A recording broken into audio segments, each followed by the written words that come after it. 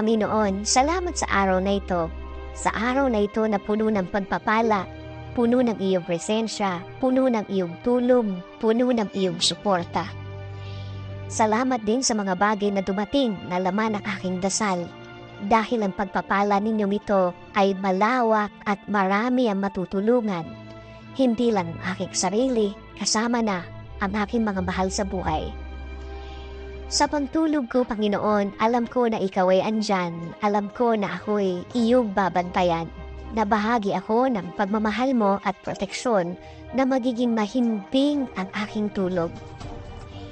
At alam ko, Lord, na magiging masarap at peaceful o tahimik ang aking pagtulog. At alam ko din, Panginoon, na ito'y isa sa blessings na ibinibigay mo sa akin every night.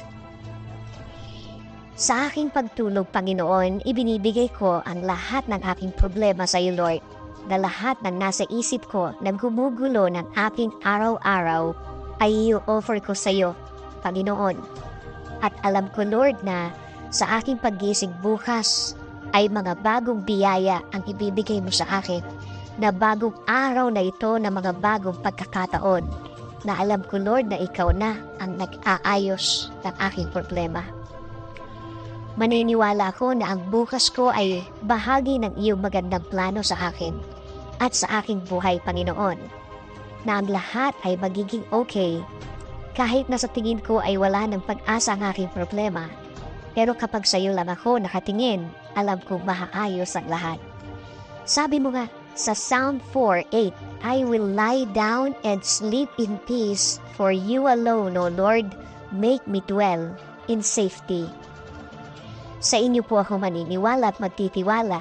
Alam ko na ang gabing dadaan ay magiging payapa dahil alam namin, Panginoon, sa aming pagtulog, kasama namin ang iyong pagpapala at pagmamahal.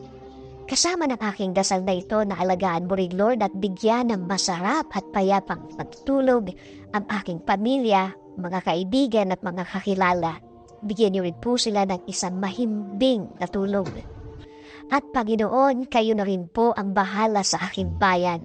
Patuloy niyo pong i-bless ang aming bansa. Patuloy niyo pong i-guide sa tamang landas.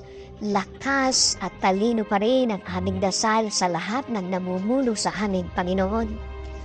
Panginoon, salamat ulit sa isang mahimbing, masarap, payapa at puno ng pagmamahal na pagtulog na galing sa inyo. This is our prayer. In Jesus' name, Amen.